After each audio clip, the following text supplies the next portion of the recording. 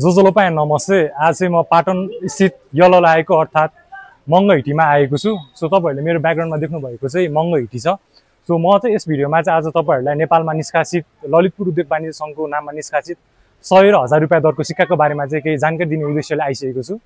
यो 100 रुपैयाँ र 1000 रुपैयाँको सिक्का चाहिँ ललितपुर उद्योग वाणिज्य संघको स्वर्ण जयन्तीको शुभ अवसर पारेर छपाई गरिएको थियो र यस सिक्काको छपाई चाहिँ विक्रम सम्वत 2074 सालमा गरिएको थियो र यस्तो सिक्काहरू चाहिँ चलन चल्ती भन्दा पनि यो चाहिँ स्मरण रहिरहोस् भन्ने हिसाबले चाहिँ छापेर चाहिँ ल्याइएको थियो। यो सिक्काको अग्रभागमा चाहिँ मङ्गहिटीको तस्बिर रहेको छ, जुन चाहिँ तपाईहरुले मेरो ब्याकग्राउन्डमा पनि देख्न सक्नुहुनेछ।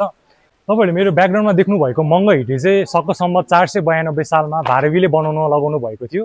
भारवी चाहिँ लिच्छवी राजा मानदेवको नातिनी हुन्। सो यो हिटी चाहिँ आजसम्म पनि अविरल बगिरहेको छ र म एउटा पाटनवासीको नाताले पनि मङ्गहिटीकै पानी खाएर चाहिँ हुर्केको छु र यसलाई चाहिँ हामीले पछिसम्म पनि संरक्षण गरेर चाहिँ राखिराख्नुपर्छ।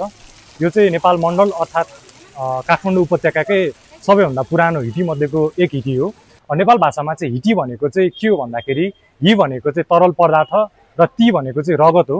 यो चाहिँ रगत जतिकै उतिकै महत्त्वपूर्ण भएको हुनाले पनि यसलाई चाहिँ हिटी भनिएको हो र आजभोलि चाहिँ हामीले खस भाषामा चाहिँ हिटीलाई चाहिँ ढुङ्गे धारा भनेर पनि चिनिने गर्दछौँ। यो हिटी चाहिँ सांस्कृतिक हिसाबले पनि एक महत्त्वपूर्ण हिटी हो। कार्तिक नाच अर्थात् नरसिंह अवतारको समयमा चाहिँ दैत्यलाई चाहिँ बेहोस हुँदाखेरि चाहिँ यहीँको पानी लगेर चाहिँ चढाउनु पर्ने हुन्छ।